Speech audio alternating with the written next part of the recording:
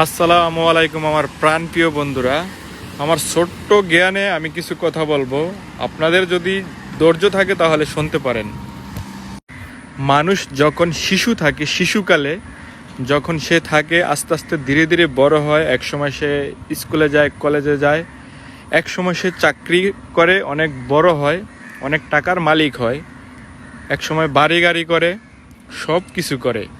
কিন্তু এই যেই ন্যাচারাল যে ভিউটা, এই প্রাকৃতিক ভিউটা, এটা আপনার পকেটে অনেক টাকা আছে, টাকার বিনিময়ে পাওয়া সম্ভব না। আর এই ভিউটা, এই ন্যাচারাল ভিউটা নেওয়া কোনো টাকার বিনিময়ে না। এটা আপনি যদি, আপনার পকেট যদি শূন্য থাকে, আপনি এই ভিউটা নিতে পারবেন যেই কোনো জায়গায়, যেই কোনো অবস্থানে এবং যেই কোনো সময়তে। শুধু আপনার মাইন্ড সেট আপ লাগবে, আপনার মাইন্ড লাগবে, আপনি কোন সময়টা কোন কাজে লাগাবেন, এটা শুধু আপনার উপর। আর আপনার পকেটে, আবারও বলি, যদি কোটি কোটি লক্ষ লক্ষ টাকা থাকে, তার বিনিময়েও আপনি এই জিনিসটা পাবেন না।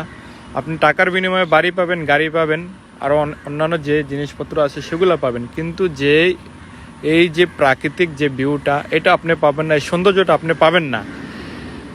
আর এই সৌন্দর্যটা নিতে হলে আপনাকে অবশ্যই খোলা আকাশের নিচে আসতে হবে, চার দেয়াল থেকে বের হয়ে খোলা আকাশের নিচে আসতে হবে, তবে আপনি এরকম সুন্দর ভিউর দেখা পেয়ে যাবেন।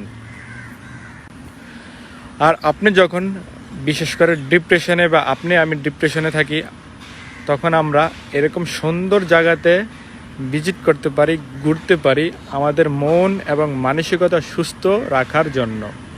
এবং আপনি যদি এইসব সুন্দর জায়গাতে যান, আপনি যত বড় সমস্যায় থাকুক না কেন, আমি মনে করব একটু হলেও দূর হবে।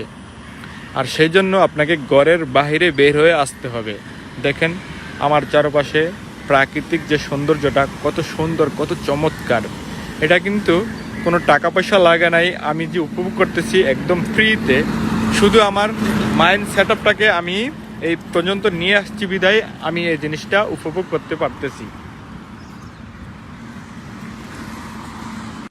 আর এই সুন্দর দৃশ্যটা হচ্ছে সিঙ্গাপুরের বুকিট গম্বাক এমআরটি স্টেশনের ঠিক নাক বরাবর একটা স্টেডিয়াম আপনি পেয়ে যাবেন।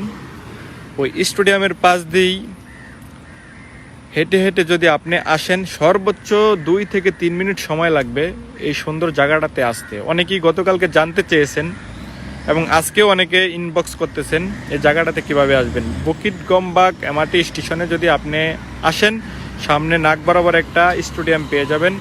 সেই স্টেডিয়াম পাশ ধরে আপনি হেঁটে হেঁটে এই সুন্দর জায়গাটাতে আসতে পারেন। ধন্যবাদ সবাইকে, ভালো থাকবেন, সুস্থ থাকবেন, আল্লাহ হাফেজ।